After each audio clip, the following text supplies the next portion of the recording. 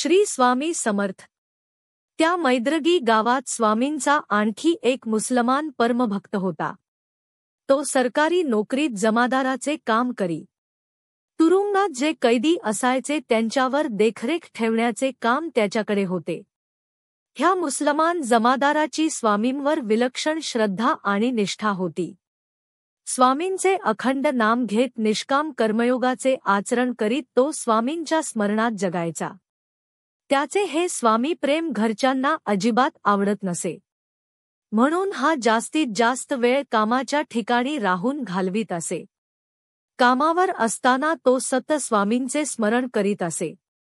एकदा असेच संध्याकाळी त्याचे मन स्वामी स्मरणात गुंतले असताना तो कैद्यांना परत तुरुंगात आणीत होता। इतक्यात एक कैदी जमादाराची नजर चुकवून सटकला आणि तुरुंगाच्या बाजूला खंदकात लपून बसला। रात्रीचा फायदा घेऊन पळून जाण्याचा त्याचा विचार होता। तुरुंगात आणल्यावर जेव्हा त्याने कैदी मोजले तेव्हा त्याच्या लक्षात आले की एक कैदी कमी आहे।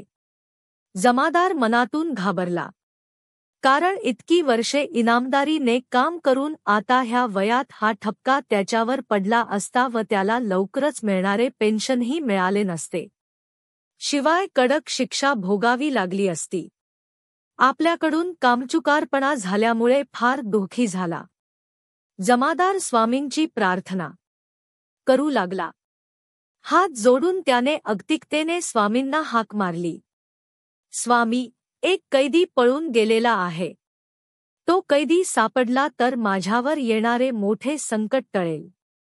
हा कैदी मिळाला तर मी नोकरीचा राजीनामा देऊन आजन्म तुमची सेवा करेन, तुमच्या ऋणात राहीन। स्वामी, मला मदत करा। तो मुसलमान जमादार रात्रभर कैद्याचा शोध घेत होता, परंतु त्याला शोध लागला नाही। जमादार हैराण झाला, त्याचे स्वामी स्मरण मात्र चालूच होते। पहाटे त्याचा डोळा लागला। स्वामींनी स्वप्नात दृष्टांत दिला, तेव्हा स्वप्नातच जमादार सुखावला। इतक्यात एक स्वार त्या जमादारापाशी आला आणि जमादाराला उठवत म्हणाला, हा कैदी घे, इथेच खंदकात लपला होता। जमादाराला परमानंद झाला।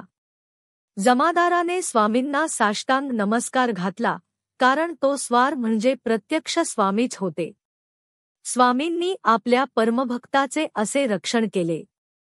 तो मुसलमान जमादार मामलेदाराकडे गेला आणि आदल्या रात्री झालेली हकीकत त्यांना सांगून आपल्या नोकरीचा त्याने राजीनामा दिला। मामलेदाराला हे सर्व ऐकून आश्चर्य वाटले। त्यानंतर तो मामलेदाराला घेऊन त्या कैद्याकडे गेला। तेव्हा कैदी म्हणाला, मी खंदकात लपलो होतो। काळोखाचा फायदा घेऊन पळून जाण्याचा माझा विचार होता, परंतु तितक्यात एक घोडेस्वार तेथे आला आणि मी जेथे लपलो होतो तिथेच घिरट्या घालत होता। त्याच्या डोळ्यात जरब होती। तो माझ्याकडे रोखून बघत होता। त्यावेळी माझ्या लक्षात आले, तो स्वार अत्यंत तेजस्वी होता।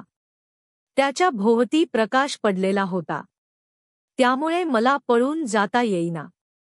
पहाटे त्याने मला अशा तीक्ष्ण आवाजात हाक मारली तेव्हा मी घाबरून गेलो आणि त्या खंदकाच्या बाहेर आलो। त्याने मला ओढत जमादारापुढे उभे केले आणि तो स्वार अदृश्य झाला। मामलेदाराच्या लक्षात आले की स्वामीनिष्ठ मुसलमान जमादाराच्या रक्षणाकरता स्वतः स्वामी अक्कलकोटहून मैद्रगीला आले होते।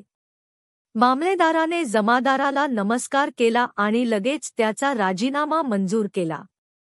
पुढे त्या जमादाराने प्रपंचाचा त्याग करून स्वामींच्या सेवेत स्वतःला वाहून घेतले।